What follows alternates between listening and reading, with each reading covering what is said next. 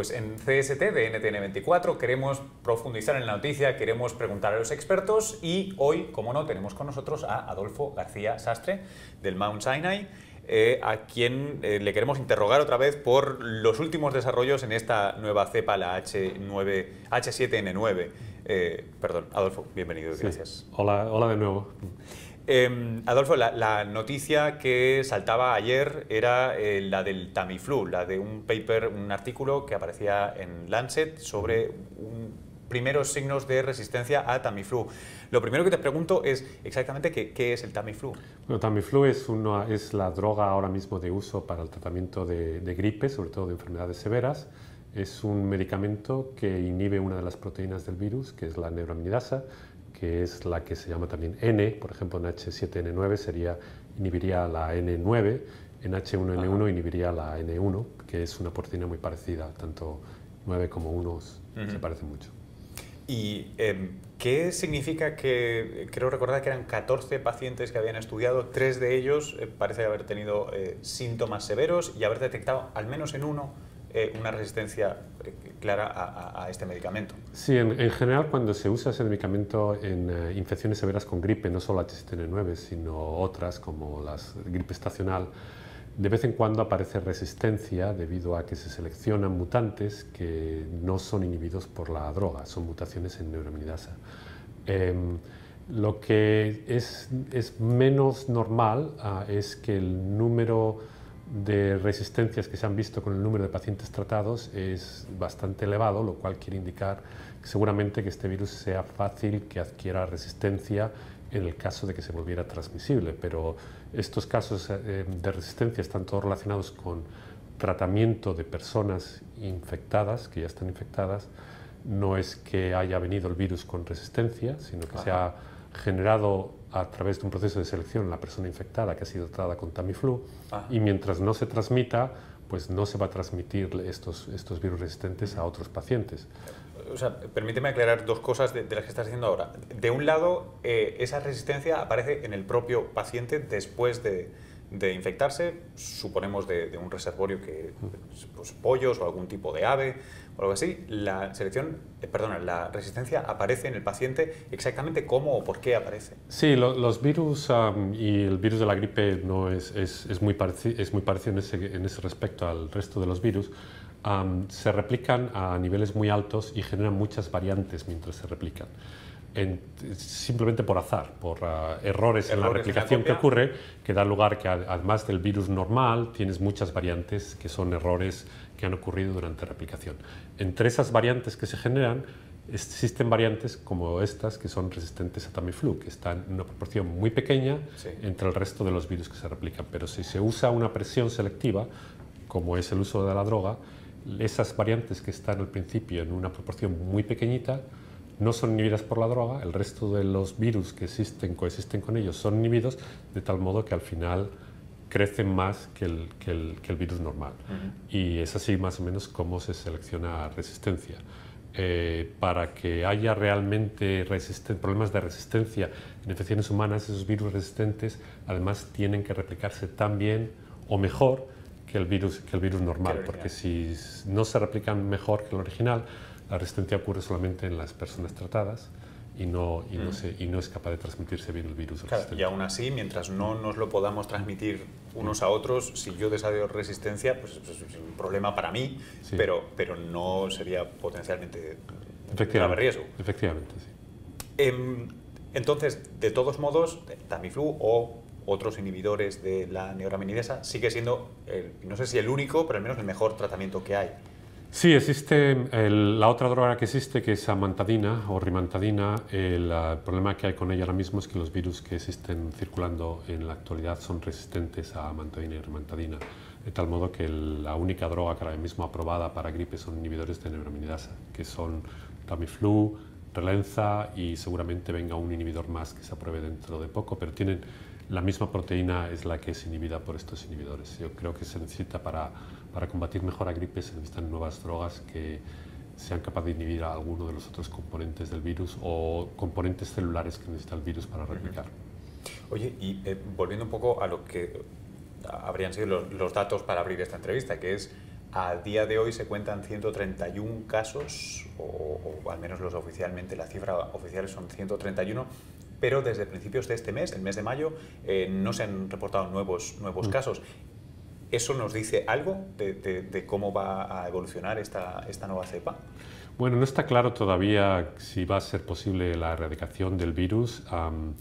Los casos están claramente relacionados con transmisión de aves domésticas a humanos, el cierre de los mercados de aves vivas en los sitios afectados en China, así como la concienciación de la población de que tienen riesgos si están en contacto con aves domésticas. Posiblemente haya disminuido mucho el número de contactos de humanos con aves domésticas, de tal modo que haya caído el número de infecciones en humanos. Ahora mismo la pregunta es cuánto de expandido el virus está en aves domésticas y si se puede erradicar de aves domésticas, porque si no logramos controlarlo en aves domésticas, lo más fácil es que vuelva a resurgir en algún momento. ¿En cuánto se abren los mercados? Lo mismo que ocurrió con H5N1, puede a lo mejor tardar 1 año, 2 años o 3 años, pero mientras esté en aves domésticas y causando problemas en aves domésticas, que el problema, como ya habíamos comentado antes, es que a diferencia de H5N1, H5N1 mata a las aves, H7N9 no mata a las aves, o sea que es más difícil de detectar. Mientras esté ahí en aves domésticas va a haber siempre la posibilidad de que siga habiendo contactos con aves domésticas infectadas y humanos y haya más infecciones en humanos en el futuro. Entonces, lo que sería clave aquí sería encontrar cuál es exactamente el reservorio o exactamente cómo infecta, cuándo infecta a estas aves domésticas para poder atajar la situación. Y poderlo exterminar, porque hay veces que incluso si se sabe en dónde está más o menos, es muy difícil de exterminarlo. La exterminación puede ser muy difícil dependiendo del tipo de medidas que se puedan tomar. H5N1, por ejemplo, sabemos que está en aves domésticas, pero no se ha podido exterminar porque es difícil acabar con todas las aves domésticas que están infectadas con H5N1. Adolfo, este miércoles aparece un paper que tú eres uno de los firmantes, es un Science Translational Medicine y también trata de gripe, pero trata de otra cepa de gripe y trata de la otra proteína sospechosa habitual en gripe. Cuéntame de qué trata. Sí, pues es un estudio que hemos realizado sobre la influencia de la glicosilación y puedo explicar luego un poco más tarde qué es glicosilación. Por favor. En la hemaglutinina de gripe H1N1. Okay. Glicosilación son azúcares que se ponen en proteínas de membrana. La hemaglutinina es una proteína de membrana y que pueden tapar partes de la proteína, se pueden usar para adquirir nuevas funciones.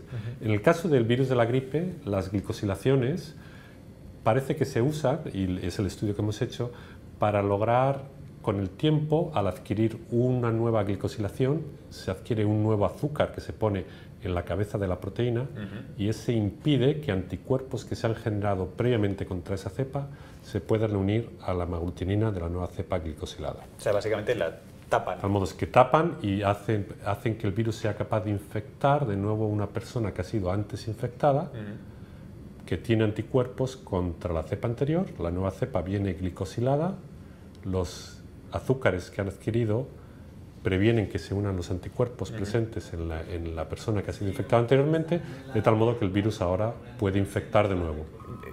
¿Quieres decir que las glicosilaciones son azúcares que literalmente tapan? O sea, como si fueran un gorro nuevo sobre la proteína. Como si fuera un gorro nuevo sobre la proteína. El virus, cuando entra en humanos, por ejemplo, el nuevo virus pandémico H1N1, cuando entró en humanos, no tenía casi ningún azúcar, ningún gorro que cubriese la hemaglutinina. Eso también ocurrió en el 1918, cuando los virus H1 entraron, el de la gripe española. Y el virus del 1918 ha evolucionado en humanos hasta que vino este nuevo virus H1N1 y cada 10, 15 años adquirió un nuevo azúcar que tapaba cada vez más un nuevo azúcar, luego otro azúcar, luego otro azúcar. Se glicosila de tal modo que cada vez la proteína se tapa más y eso hace que los anticuerpos anteriores, generados anteriormente, no sean eficientes contra las nuevas cepas. ¿Pero eso tiene algún efecto sobre el normal funcionamiento de esta proteína? Y lo interesante es que al adquirir más azúcares, el virus se vuelve más débil. Se vuelve vulnerable a otro sistema de defensa que tenemos, que es capaz de detectar azúcares y parar virus que tengan muchos azúcares.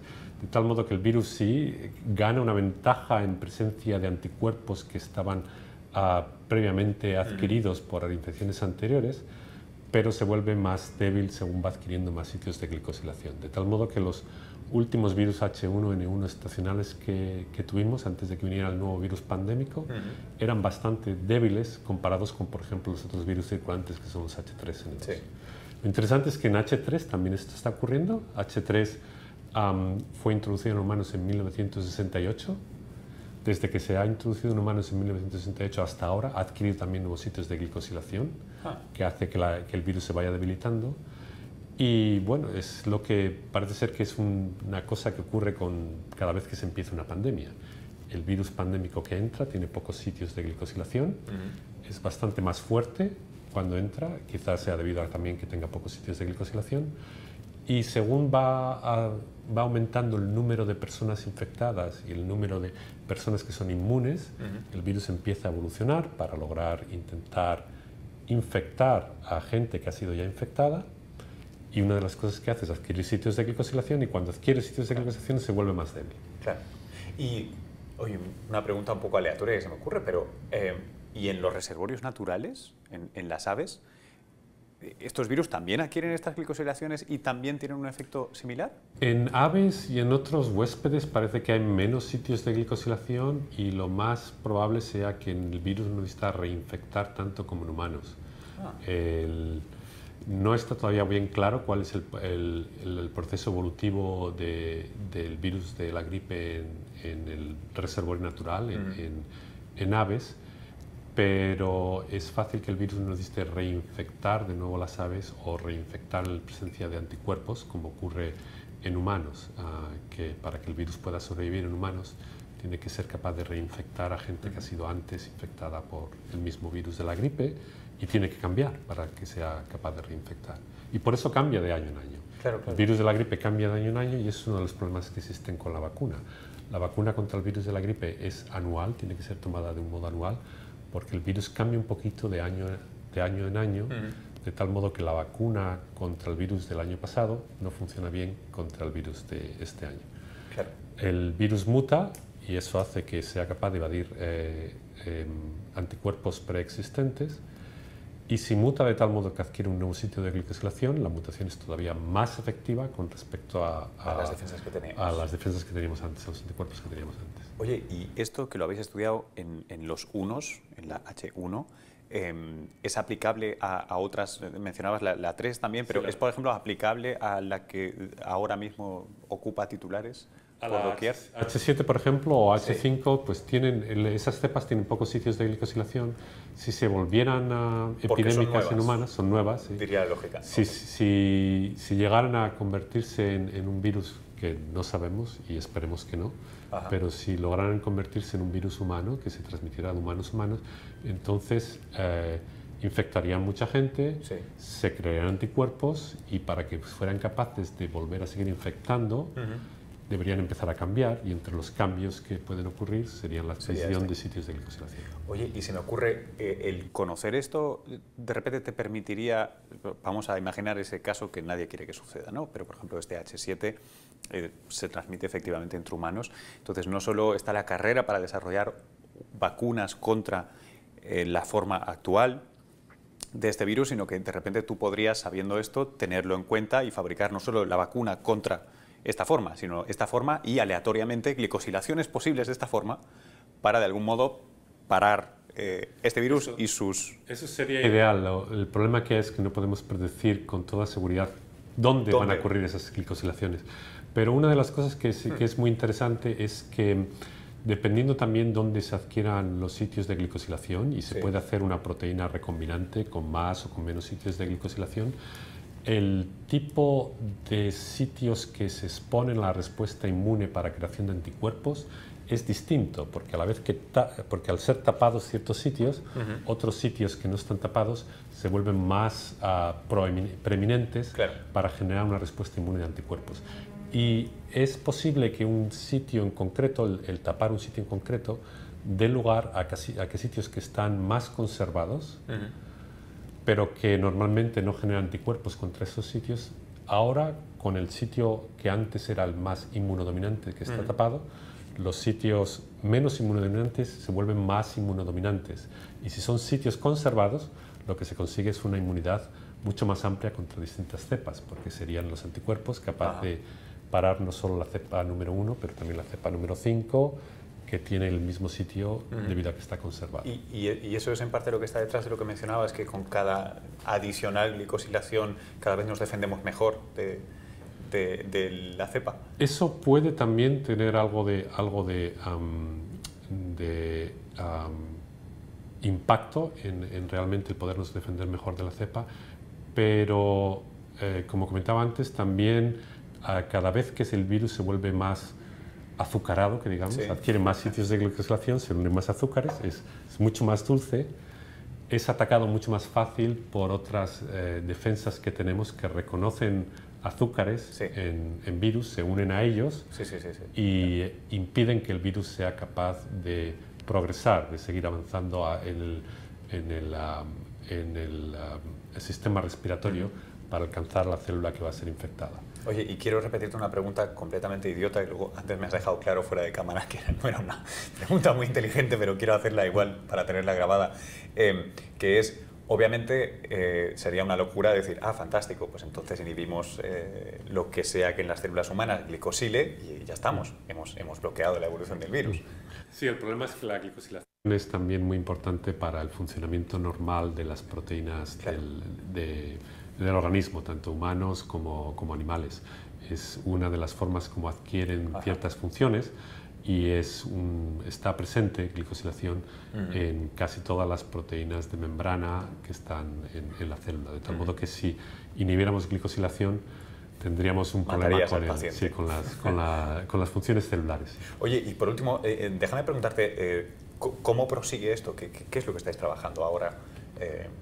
Y que no esté empleado y me puedas contar. Bueno, entre las cosas que trabajamos, estamos intentando mejorar las vacunas contra virus de la gripe mediante el uso de antígenos, de proteínas basadas en hemaglutinina, pero que exponen sitios que son más conservados, de modo que puedan ser capaz estas proteínas de inducir anticuerpos que reconozcan cepas distantes, debido a que reconocen sitios conservados y no sitios que cambian durante la evolución del virus de la gripe.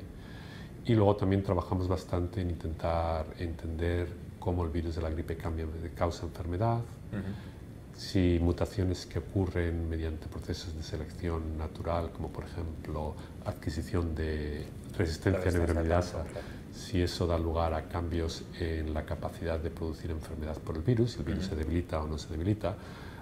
Si el virus se vuelve resistente, se puede volver resistente sin ser debilitado, es más preocupante que si cada vez que adquiere resistencia se vuelve más débil, en cuyo caso es menos preocupante. Oye, y he dicho por último, pero esta es por último. Te marchas este miércoles a China por casualidad de agenda, porque esto estaba programado antes de la nueva cepa. ¿Eso te provoca algún tipo de sensación? ¿Tú crees que hay un peligro inherente en hacer esto? ¿O? No creo que hay. La verdad es que el virus H7N9, la posibilidad de que pueda ser yo infectado con una H7N9 en China es mucho menor que el que pueda ser atropellado por un camión en China. De tal modo que no estoy preocupado por ello, pero va a ser un viaje, yo creo, para mí interesante, porque voy a un laboratorio que es bastante conocido en China por sus trabajos con virus de la gripe y bueno, hablar directamente con las personas que trabajan allí y con su experiencia, la experiencia que han tenido con H7N9 y los experimentos que pueden estar ahora mismo relacionados con H7N9 puede ser para mí muy interesante, muy informativo, intercambiar datos entre lo que tenemos nosotros aquí hecho y lo que tienen ellos hecho, pues puede dar lugar también a colaboraciones, así que puede ser bastante interesante para mí. Bueno, Adolfo, pues muchísimas gracias por haber estado de nuevo con nosotros. De acuerdo, bueno, gracias. Hasta pronto. Si les parece, nosotros vamos a continuar en unos instantes aquí en CST de NTN24.